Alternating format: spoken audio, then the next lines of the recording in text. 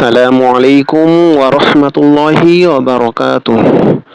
প্রিয় ভিউয়ার্স, আজ আমি আপনাদের সামনে এমন একটি গুরুত্বপূর্ণ আমল নিয়ে একটি দোয়া নিয়ে হাজির হয়েছি, যে দোয়াটি রাসূলুল্লাহ সাল্লাল্লাহু আলাইহি ওয়াসাল্লাম মক্কা ছেড়ে যখন মদিনায় হিজরত করেছিলেন, ওই হিজরত করার সময় কাফেররা যখন সামনে নবীজিকে আক্রমণ করার জন্য আসছিল, তখন নবী করিম সাল্লাল্লাহু আলাইহি ওয়াসাল্লাম এই দোয়াটি পড়ে তিনি ঘর থেকে বের হয়েছিলেন, এবং কি তার সামনে যারা শত্রুরা ছিল, কাফের মুশরিকরা ছিল, তারা রাসূলুল্লাহ সাল্লাল্লাহু আলাইহি ওয়াসাল্লামকে দেখতে পায়নি।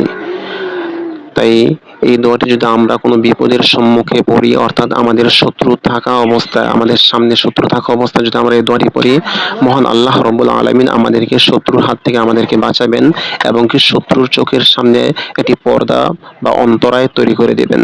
দোয়াটি হচ্ছে বিসমিল্লাহির রহমানির রহিম।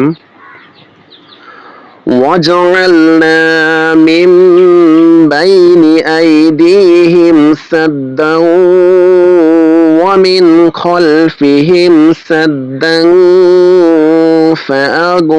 فأغشيناهم فهم لا يبصرون। দোয়াটির অর্থ হচ্ছে ওয়াজআলনা, আর আমি অথবা আমরা তৈরি করে দিলাম, মিম বাইনি আইদিহিম, এতটুকু একসাথে অর্থ হচ্ছে তাদের সামনে। যদি শব্দ অর্থ বলতে যাই, মিন অর্থ থেকে, বাইনি অর্থ মধ্য বা মাঝ।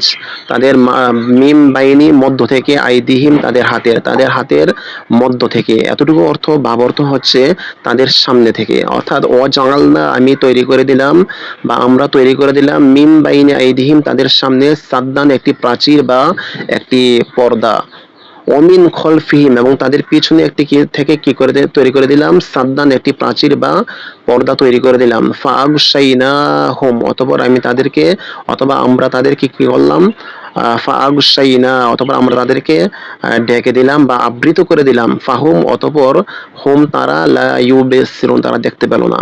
অর্থাৎ এই দোয়াটি পড়ার মাধ্যমে রাসূলুল্লাহ সাল্লাল্লাহু আলাইহি ওয়াসাল্লাম নিজ গৃহ থেকে, অর্থাৎ মক্কা ছেড়ে তিনি মদিনায় হিজরত করতে পেরেছিলেন কাফেরদের সামনে দিয়ে।